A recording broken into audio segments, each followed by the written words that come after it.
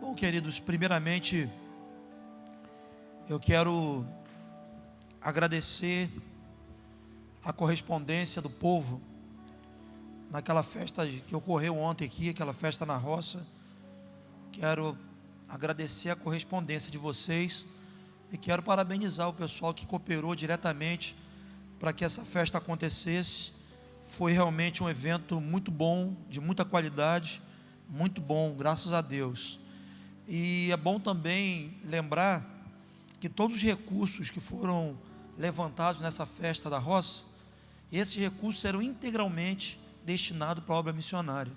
Nós estamos mobilizando uma equipe agora em agosto para a Bahia, para Bom Jesus e outras mobilizações missionárias. Então, integralmente, esses recursos serão destinados para a obra missionária. Falando em obra missionária, nós tivemos essa semana lá em Bom Jesus e podemos inquestionavelmente testificar a mão de Deus, testificar o agir de Deus naquele lugar. Foi um tempo muito bom, apesar de curto. Nós chegamos de manhã e voltamos à noite. Apesar do tempo assim, que foi um tempo curto, porém um tempo muito edificante, muito gostoso, né, ter o contato lá com os irmãos locais, conhecer a comunidade. E o que eu tenho para dizer, com muita alegria, é que nessa ida à nossa Bahia, nós já definimos uma base lá, alugamos uma base lá, uma casa muito boa, e daqui um pouco, definitivamente, a gente está plantando alguém para ficar lá e cuidar daquele povo. Há alegria no teu coração, há louvor? Então vamos aplaudir o Senhor. Bom Jesus!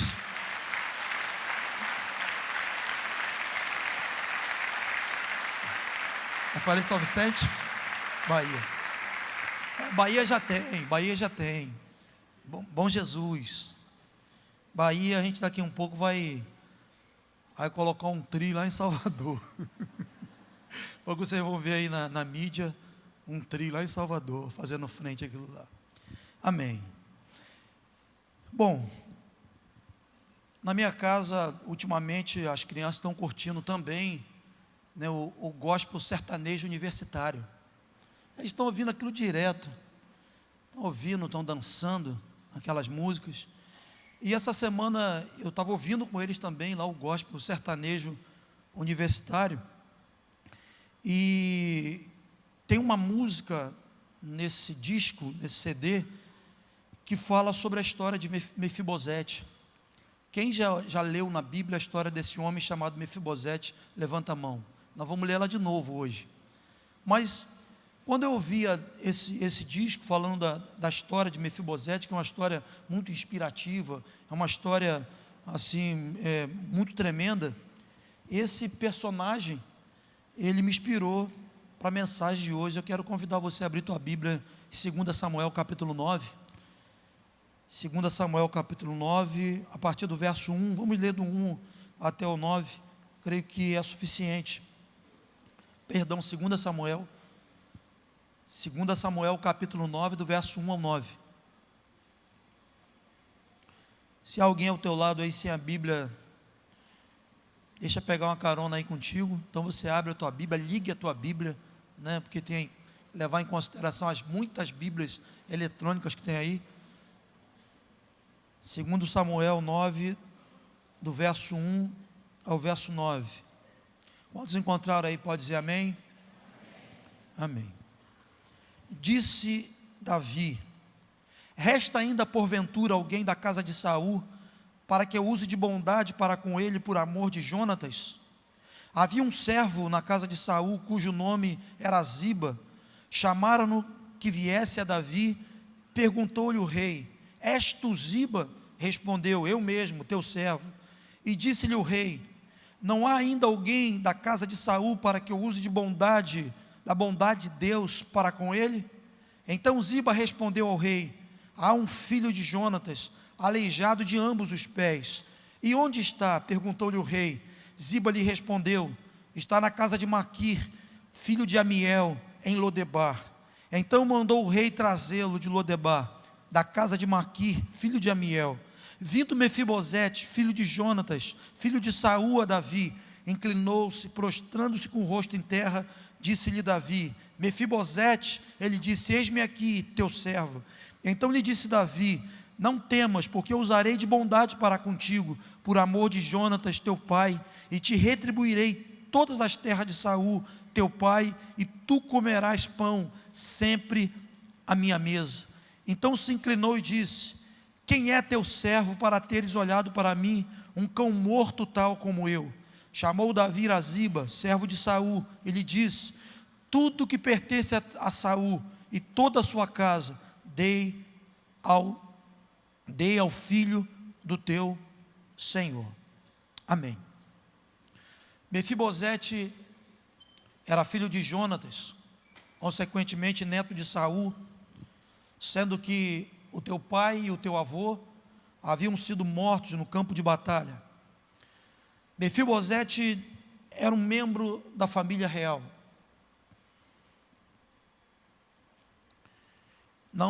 Porém, sendo membro da família real, entretanto, ele não desfrutava dessa honra que possuía. Como nós lemos aqui no texto, ele era um homem que aparentava, demonstrava uma profunda crise de identidade. Na verdade, Mefibosete não vivia o que ele era. Ele não vivia e não desfrutava o que ele era, porque ele não sabia o que ele tinha direito. Ele não sabia o que era dele por direito. E para piorar a situação, conforme nós lemos aqui no texto, o texto diz que Mefibosete, ele era paralítico de ambos os pés, e essa paralisia nos seus pés havia acontecido, cometido em sua vida desde criança. Mefibosete, quando criança, num momento de guerra, a sua serva, aquela pessoa que era responsável para cuidar dele, enquanto criança, foi fugir com Mefibosete no colo. Ele acidentalmente caiu. Por causa desse acidente, ele ficou paralítico de ambos os pés. E o texto diz mais, o texto diz que Mefibosete morava na casa de Maquir, um membro da família real, um homem como conhecemos, de sangue azul, numa profunda crise de identidade, um homem que estava morando de favor. O texto diz que ele estava morando na casa de Maquir.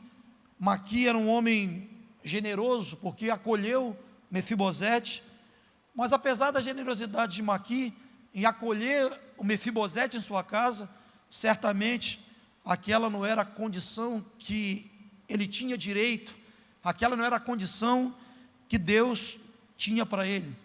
E no verso 2, verso 8, nós vemos claramente o quanto Mefibosete estava crisado na sua identidade, o quanto ele estava crisado na sua autoestima, porque ele se considerava um cão morto. E isso me lembra um texto de Provérbios, verso 23, 7, um provérbio que diz assim: assim como você se imagina na sua alma, assim é, ou assim será. Então, o que nós pensamos determina o nosso estilo de vida. E esse homem, membro da família real, que não tinha casa para morar, paralítico de ambos os pés, crisado na sua identidade, não sabia quem ele era, não sabia o que ele tinha, profunda crise. E esse homem, de fato, ele estava tão mal que ele se considerava um cão morto. Mefibosete não sabia que existia uma aliança ao seu favor, selada entre o teu pai Jonatas e o rei Davi. Ele não tinha consciência, ele não tinha noção do que ele tinha de direito e nem daquilo que ele era. Em 1 Samuel capítulo 20, verso 2, Davi tinha uma relação muito estreita com Jonatas, pai de Mefibosete, porque Jonatas, ele via que de fato Davi tinha uma unção sobre ele. Jonatas via que Davi era um homem de Deus, e porque ele identificava em Davi um homem de Deus, ele protegia Davi, ele criava meios para que o seu pai, que não gostava de Davi, que o perseguia, ele criava meios para que Davi não fosse alcançado, não fosse injustiçado pelo teu pai. E com esse coração, lá atrás, nós vemos na narrativa bíblica que Jonatas, o pai de Mefibosete, fez uma aliança com Davi. E nessa aliança, Jonatas disse para Davi que jamais, um dos termos dessa aliança foi o seguinte, que jamais seria cortada da casa de Jonatas a bondade.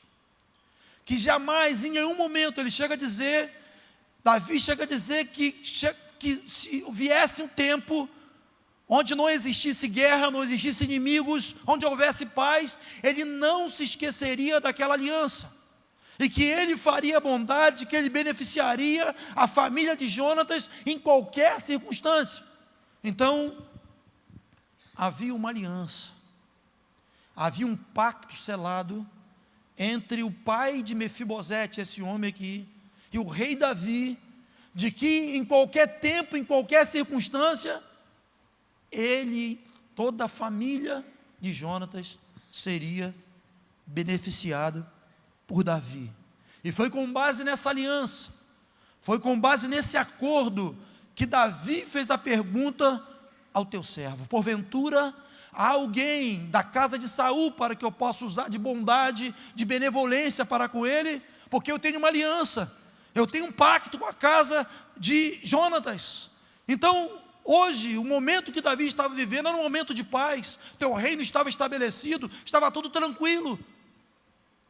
Mas Davi se lembrou da aliança, e ele chamou o teu servo e perguntou: será que há algum remanescente?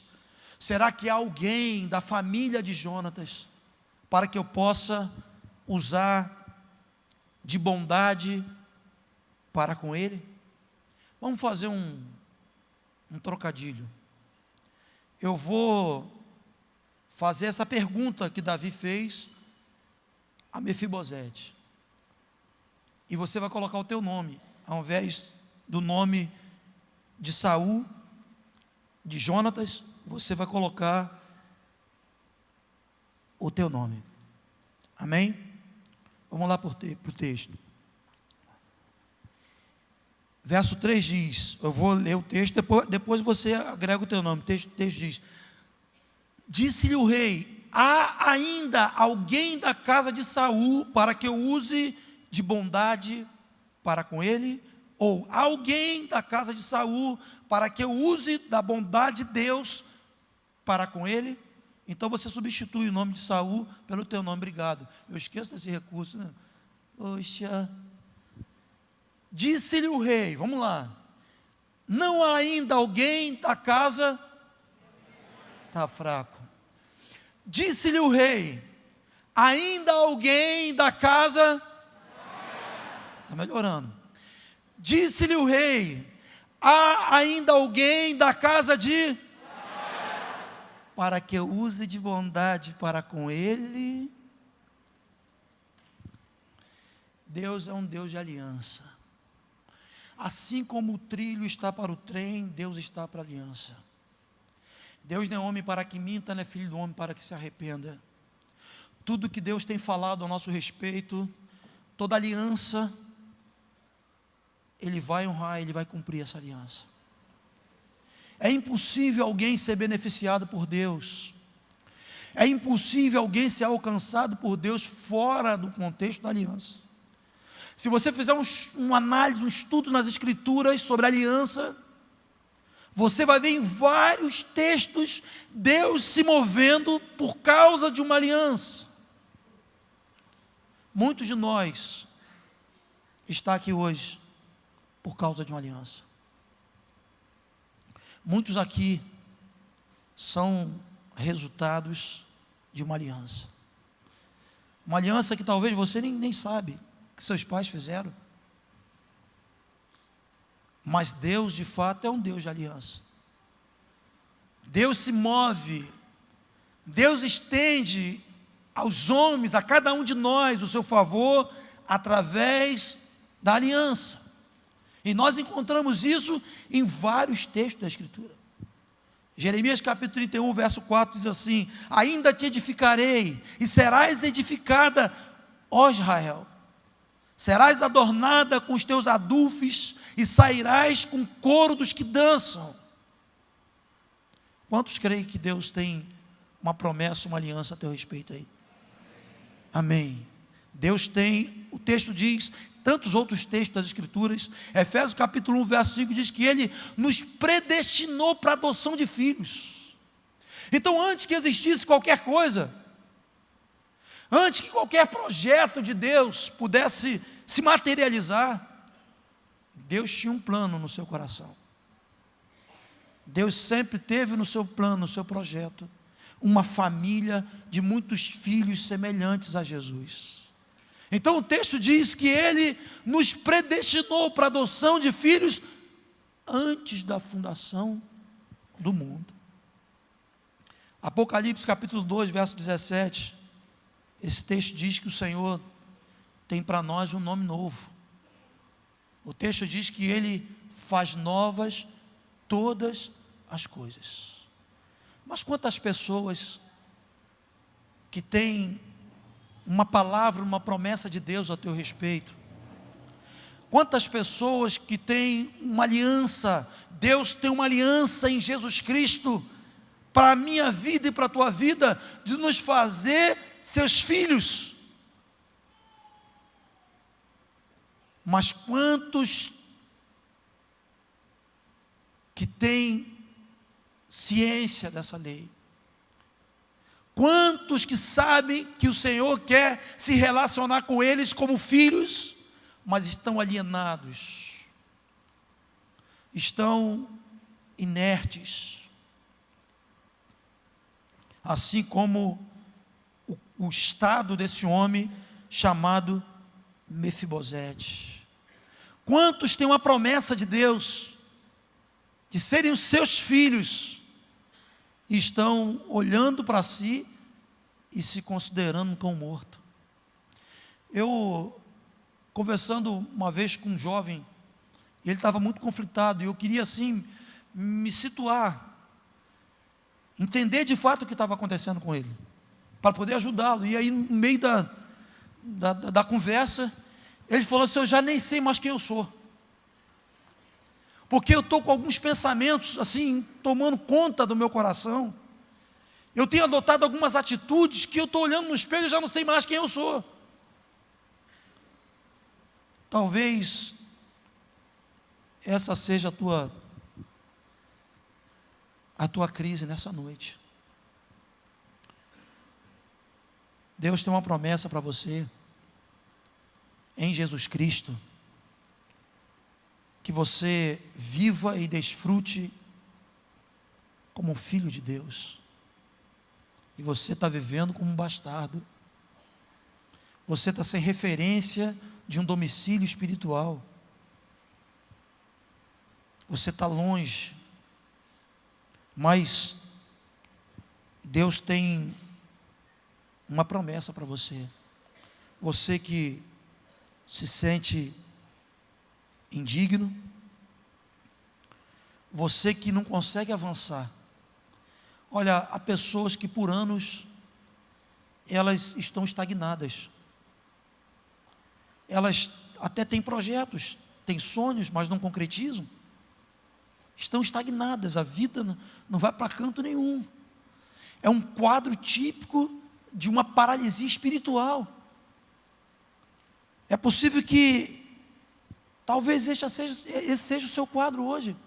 Você está em profunda crise de identidade. Você já não se vê mais como pai, não se vê mais como marido, não se vê mais como esposa, não se vê mais como cidadão, não se vê mais como discípulo. Mas a Bíblia diz que Deus, Ele não nos vê como vê o homem. Ele não te vê como você se vê.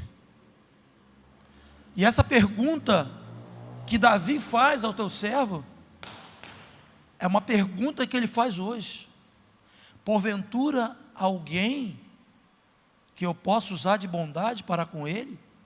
Ainda que esse alguém seja alguém que esteja paralisado espiritualmente, ainda que esse alguém seja alguém que está bem longe do seu domicílio espiritual, está lá em Lodebar, na casa de Maqui,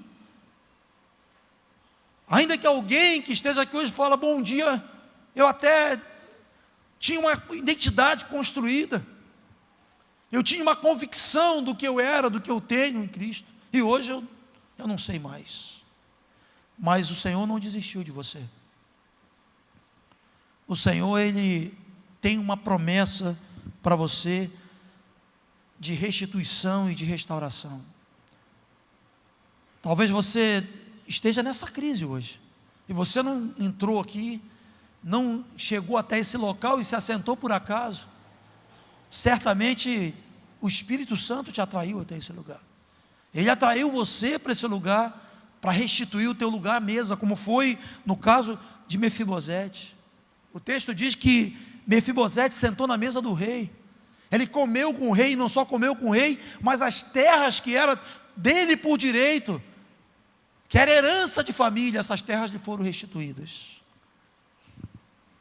Como que está a tua vida espiritual? Como que você se encontra nesse momento? Tem um chamado para você, um chamado para a tua vida. Você não é o que você pensa que é. Você é amado por Deus. Antes da fundação do mundo, o Senhor pensava em você. Você não é o que as pessoas dizem que você é. Eu também, uma certa feita, ouvi uma moça que estava com um comportamento assim, muito incoerente, moralmente incoerente. E ela me disse, olha, durante toda a minha infância, talvez até a minha adolescência, eu vi minha mãe me chamar o tempo todo isso, desse termo depreciativo. E um dia ela falou, quer saber de uma coisa? Eu vou assumir isso aí mesmo, eu vou ser isso aí mesmo. Você não é o que você está pensando que você é. E você não é aquilo que disseram que você é. Você é amado por Deus. Antes da fundação do mundo, o Senhor pensava em você. Mas você precisa corresponder a esse chamado. O texto diz que quando o servo foi ao encontro de Mefibosete, ele, apesar da sua condição, ele voltou, ele atendeu ao chamado do rei, ele sentou à sua mesa. Então, a mudança desse quadro conflitante, desse quadro crítico, dessa crise de identidade, dessa condição tão deplorável, digamos assim, esse quadro ele começa a mudar, quando você diz, eu quero mudar, eu quero me assentar na mesa do rei, apesar da minha condição. É possível que tenha pessoas aqui hoje dessa forma, dizendo, que marido sou eu, que esposo sou eu. Essas perguntas sem respostas é a raiz de muitos suicídios. E a pessoa chega à conclusão que de fato ela não serve para nada. E talvez a melhor alternativa seja deixar essa terra. A raiz de tantos vícios que destrói as pessoas está fundamentado nessa crise de identidade. Mas em Cristo nós temos valor. E ele pergunta nessa noite, porventura alguém que está vivendo esse quadro, essa confusão mental, essa crise, porventura alguém que está vivendo essa crise, esse quadro intenso de conflito interior, que não se julga ninguém. Mefibosete foi assim, dramático. Ele se classificou, se denominou um cão morto. Mas o Senhor tem nos chamado para se assentar na sua mesa. É tempo de você mudar esse quadro da tua vida. Você tem valor. Eu lembro que há uma canção antiga, um hino antigo que a gente cantava de você tem valor. O Espírito Santo se move em você. Você tem valor. Você não é o que você está pensando aí agora. Você é o que Deus projetou para você ser. Você não é o que você ouviu, talvez até hoje. Você não valia nada, sem ia dar para coisa nenhuma, de que você... São tantas palavras depreciativas, palavras malditas. Você não é resultado dessas palavras. Você não pode conceber isso. É uma mentira do diabo. Você é alguém que é alvo do amor de Deus. Jesus Cristo morreu na cruz por você. Ele deu a sua vida para que você tivesse vida. Você foi chamado por Deus para reinar em vida, não para viver nessa condição alienado, paralisado, distante. Queria que você ficasse de pé no nome de Jesus.